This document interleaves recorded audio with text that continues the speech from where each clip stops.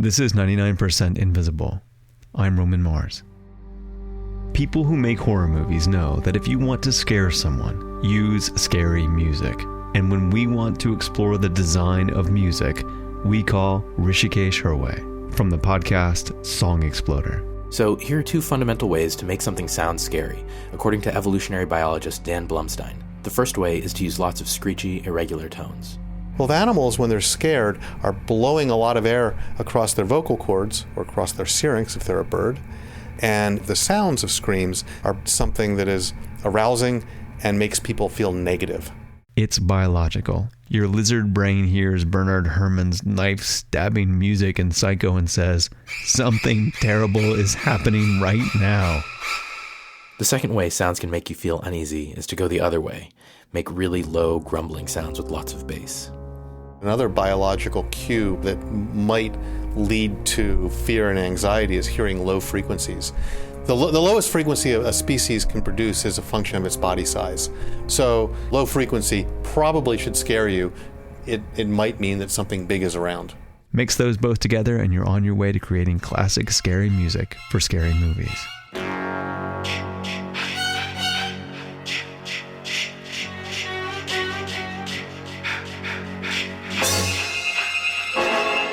But horror movies aren't just meant to be horrifying. They're also meant to be exciting and fun, so it's sometimes nice to have a driving beat. The music from the movie Halloween by composer John Carpenter will always creep me out, and also get me kind of excited. In terms of horror movies, I certainly know that I respond to sound in horror movies in ways that are complex. You know, John Carpenter's soundtracks are, a good example. That's a very specific thing. It evokes dread. David Slade is very good at evoking dread himself. My name's David Slade. I directed the pilot for the first episode of Hannibal, and I'm an executive producer on the show, and I pretty much sound mix every episode. I've been binging on the TV show Hannibal for the past couple weeks, and it really gets under your skin. It's the story of a serial killer named Hannibal Lecter, who you may know from Silence of the Lambs and Manhunter. This is kind of a prequel to those stories. Hannibal is a nasty character who commits grisly and unspeakable crimes. The other main character is Will Graham, an FBI profiler who has a knack for getting inside the heads of serial killers to try to catch them. Trust me, there is nothing fun going on inside Will Graham's head. And inside Will Graham's head is exactly where the sound design of Hannibal is trying to place the viewer. Will Graham visualizes things and he recognizes patterns. This is what he does. He reconstructs things in his head. It's a mental activity. Synapses firing. These are things that we want to make an audio analog of. So there's a lot of clicking sounds. This is from the first episode of Hannibal.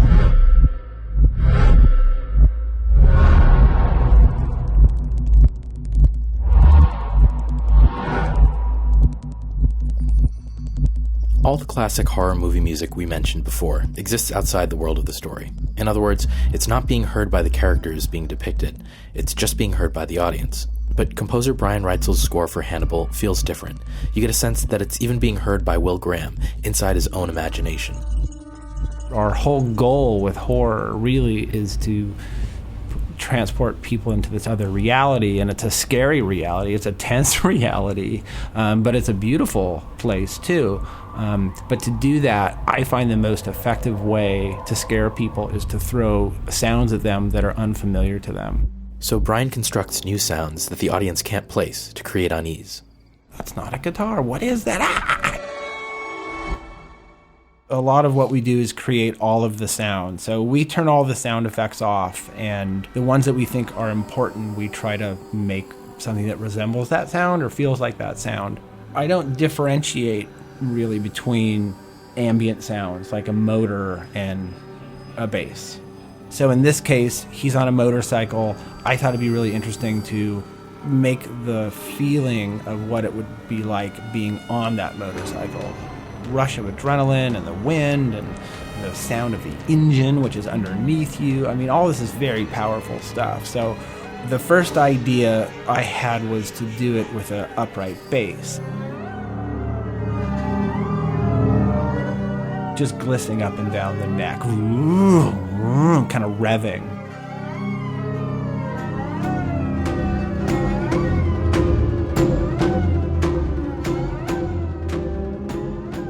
The cue starts with the motorcycle starting up. So we do lots of little things in there to mimic or hint at those sounds. On screen, we're seeing the key turn castanets. Then we see the flames from the engine. The sound of heat is me bowing a woodblock. You put some reverb on it and it sounds like smoke. The more I work with the different instruments, the more I understand what you can get out of them.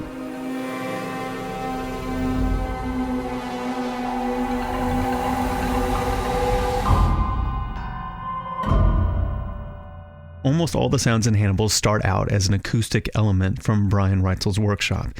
Then the effort is made to strip it of identifying characteristics that would ground the sound in the real world. I'm constantly trying to de-guitar a guitar or de-drum a drum. That's Brian placing a wooden chopstick on a snare drum and pulling a violin bow across the chopstick. You could never tell by listening that a chopstick, bow, or a drum made this sound. Brian doesn't just take regular instruments and make them weird, he also takes weird instruments and makes them weirder. I went around Brian's studio as he pulled out examples of the instruments he uses. For example, the sound of synapses firing inside Will Graham's head started out as a Newton's cradle. If you don't know a Newton's cradle by name, you definitely know the sound. Right, everybody knows this. It sits on your desk. You know, it's that pendulum toy with the stainless steel balls all hanging from strings. But what I did is I used it to create these rhythms. Kind of synapse in your brain stuff. And did some different treatments of those and used those as a percussion instrument. You can see I actually broke it in the process. There were originally 5 balls that were a perfect unison. Even the most innocuous instruments turned sinister in the hands of Brian Reitzel. And these sleigh bells I just used in this first episode of Hannibal because I had snails, and I had these macro shots of snails. But really, it's these sleigh bells. And, you know, I can go on and on.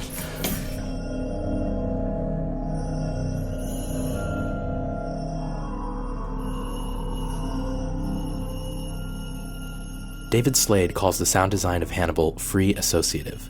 They look at the footage and talk about the characters and the feelings they're trying to evoke from each scene and design from there. The big bad guy in Hannibal is, of course, Hannibal Lecter, but Will Graham also is wrestling with his own demons. He has dreamlike visions of a demon they call the Wendigo that represents both the evil of Hannibal and the evil growing inside Will Graham. One of the characters that developed over time was the Wendigo character, which is the basest of horrors. And we wanted a sound that indicated the coming of that character. That sound, I knew it was circular. We didn't know why, but we knew that was right. And I took what David said literally, and I got a bull roarer. But basically, it's a piece of wood on a string. It's one of the oldest instruments. But it sounds incredible. You spin it in a circular manner. And in doing so, it slices through the air, creating this sort of sound.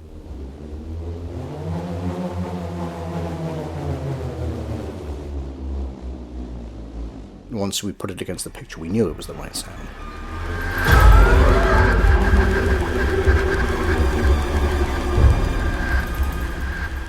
It's very physical sounding, sort of cutting through the air, spinning around your head, making it surreal yet also very physical. I also did things to that sound. I pitched it down, I pitched it up to make it scarier. Well, mission accomplished, guys. Because I'm creeped the out.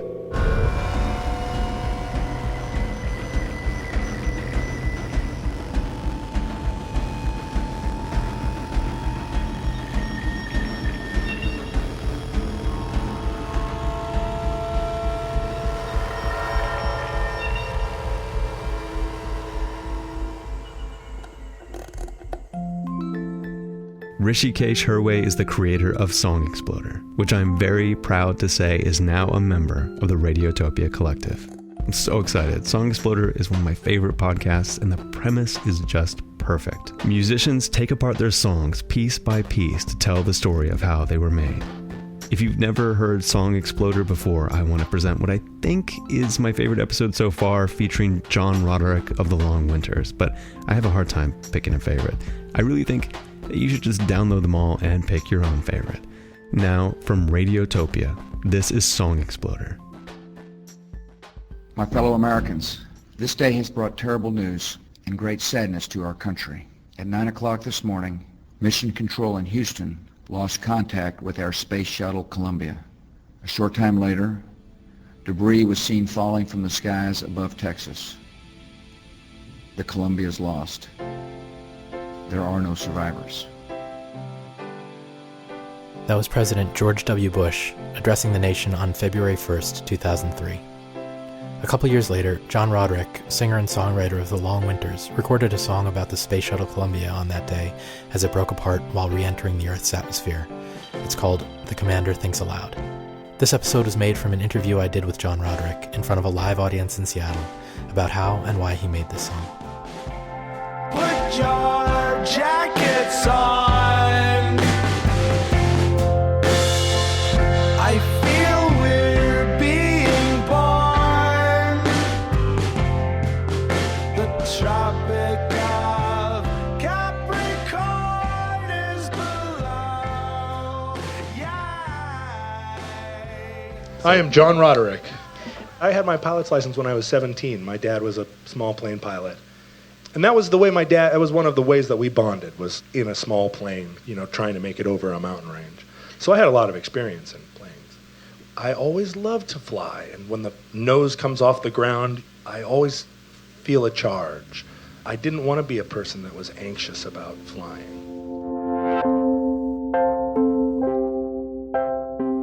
Well, at that point in 2005, I guess, we were still pretty close to 9/11.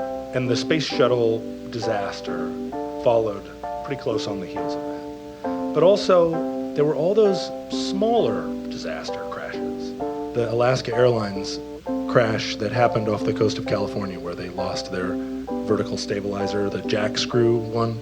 The pilots were aware there was a problem. Everyone was aware there was a problem. It just flew around and then flipped upside down and plummeted into the ocean. And then there was the one off of Long Island where maybe the gas tank exploded. And then there was that Learjet that lost compression and everybody in it gone until it ran out of gas. And all of these disasters stuck with me, particularly the ones where there was a sense that the people on board knew that they were lost, but they were still alive. The unfolding, dawning realization, we're not getting out of this. And what's your reaction in that situation? Do you scream? You probably don't. Probably everybody is really calm in that situation. And so I pictured the astronauts on re-entry. They knew there was something wrong with their ship. They were worried about it, but everybody had convinced them it was going to be fine. And they're performing their duties. They are having the peak experience of their lives. And maybe one of the peak human experiences, we are coming back to Earth. Having just looked down at Earth and had that feeling how beautiful that kind of dumb little stuff is. The beauty of the mundane, right? Like boys and girls in cars and dogs and birds on lawns, seeing it maybe like no one else would ever see it. Boys and girls in cars, dogs and birds on lawns. From here I can touch the sun. Did you sit down with the idea that you were going to write a song about the space shuttle disaster? Yeah, but I didn't know how it was going to work. Every once in a while you get one as a songwriter where you sit down at your instrument, you have an idea, you have a first line, you sing it and compose the entire song in an hour, and then you go, I don't know where that came from.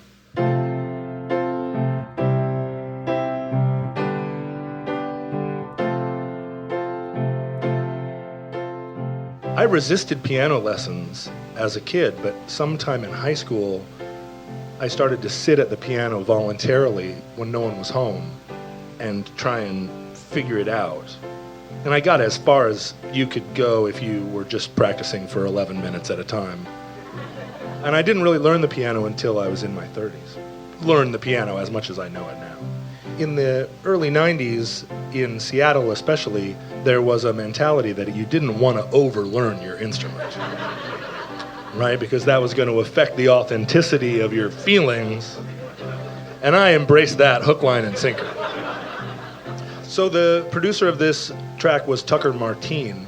Tucker had just a stand-up parlor piano in his living room, and that was recorded in his living room. Now we would probably just record it one measure and loop it, but at the time I had to sit and play it for 5 minutes, and then I would get to the end and he'd be like, let's hit it again.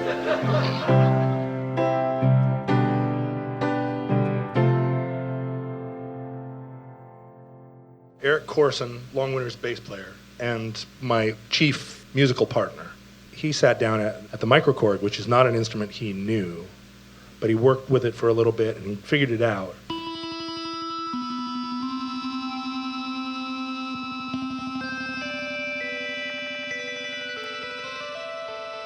There are 5 or 6 moments in the song that without Eric's part, it would be so much less of a complete work. His part is very cinematic.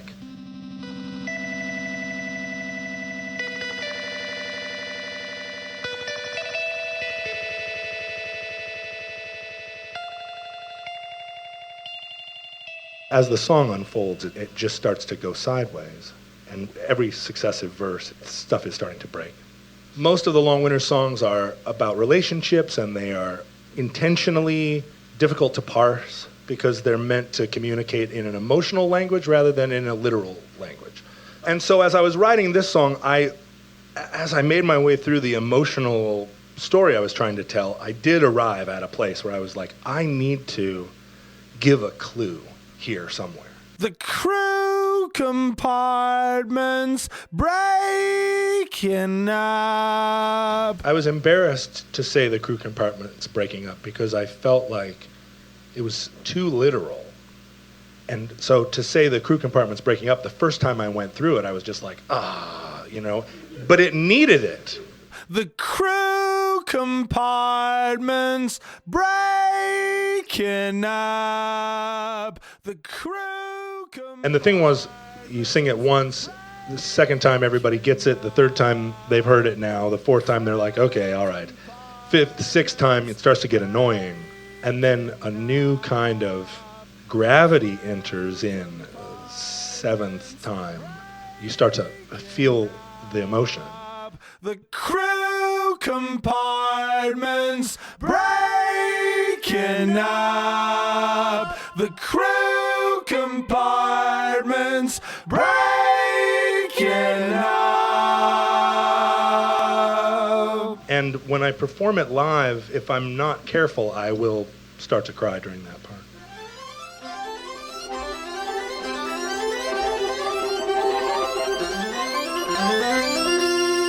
Those are real violins. And we tried to get a little string quartet to come, and we ran several passes at it.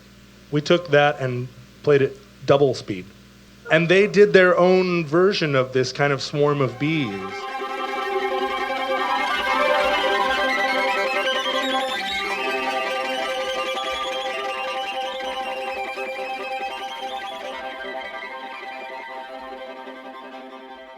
So we didn't have a drummer, and it was like, who should we get? Should we call that one guy? He was like, or I could get the best drummer in the country.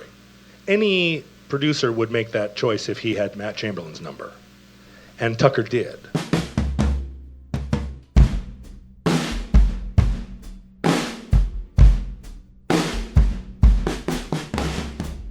And he managed to not just introduce swing into it, but make this piano part, which on its own is very square and on top of the beat. And he played to it and introduced swing to it. Played a little bit behind and a little bit with this tremendous sort of breath and energy. And watching it all happen was a revelation to me as a musician. I understood how much I had to learn. So what Matt did, he came in, he set up his drums, and he had one microphone that he pulled out of a bag and set up himself. And we all just were watching him, you know, like you would watch a Black Panther that came into your kitchen. It's like, what's it gonna do? And he put the microphone in front of his drums and he was like, okay, you know, record me. And so he plays for about a minute and then he's like, play that back for me. And he listens to the track for a minute. And then he stands up, he walks around and he moves the microphone imperceptibly. Sits back down and says, roll it. And he plays all the way through the track. And I was listening to it and going like, you know, I'm the songwriter and kind of the main guy here. And I was like, yeah, that was pretty good. I mean, I've got some comments. And we got to the end and he was like, okay, roll it again. You know, and he didn't wait to hear any comments from the songwriter, which is like, all right. He played through it again, and I was like, that was interesting, you know, kind of variation. And he was like, give it to me again. He did that 5 times. And then he's like, all right, you know, I'm coming into the control room. And he comes in and he sits down and he's like, okay, pan those 5 tracks. Hard left, center, middle right, hard right, in the order that I recorded them. 5 mono drum parts. And he had the foresight that there are drum fills that start on one track and continue through all 5 tracks. So, you know, you hear about guys and you're like, oh, that guy's amazing. But this was something truly amazing. As part of his drum kit, I forgot to mention, he has a piece of rusty sheet metal just attached to a clamp. And he starts to go up to this sheet metal like,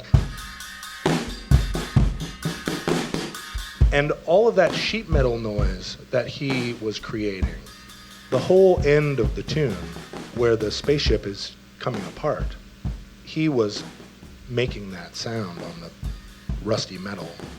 He had a vision of the song that I didn't even have. You know, the title of the song wasn't clear until right about this point in the recording. And so then if the commander's, you know, thinking aloud, why is he telling us this story? This is all I wanted to bring home. This is all I wanted to bring home to you. That's his last word, I guess. Did you have a sense of who he was addressing when he says that? I don't publicly out myself as a utopian and a people lover because it's not my brand. But I'm an idealist and I love humanity and I imagine us as all on a ship together and all with a common cause.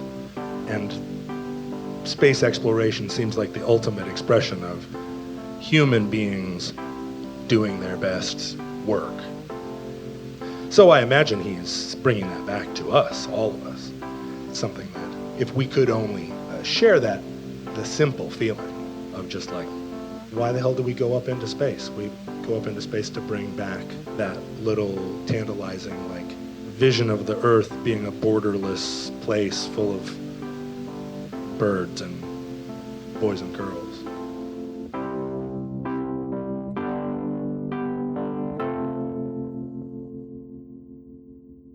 And now, here's The Commander Thinks Aloud by The Long Winters in its entirety.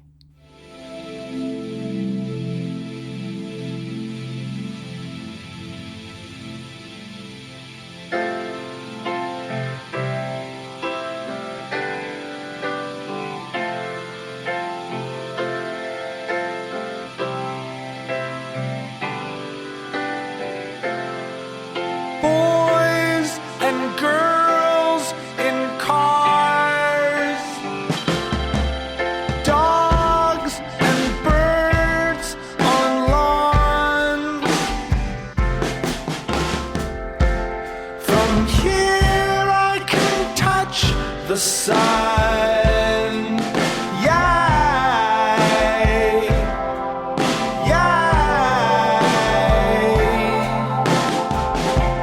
Put your jackets on. I feel we're being born.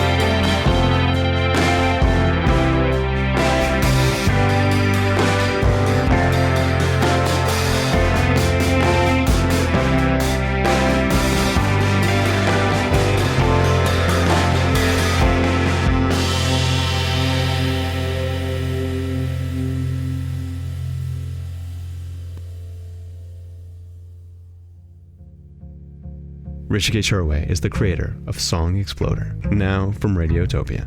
Find out more at songexploder.net.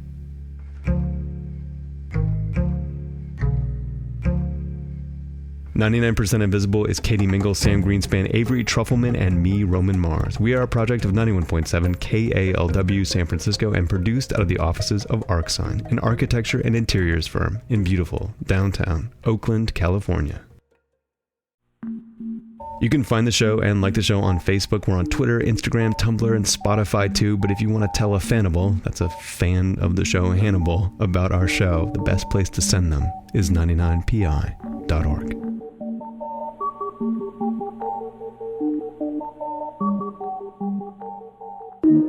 Radiotopia.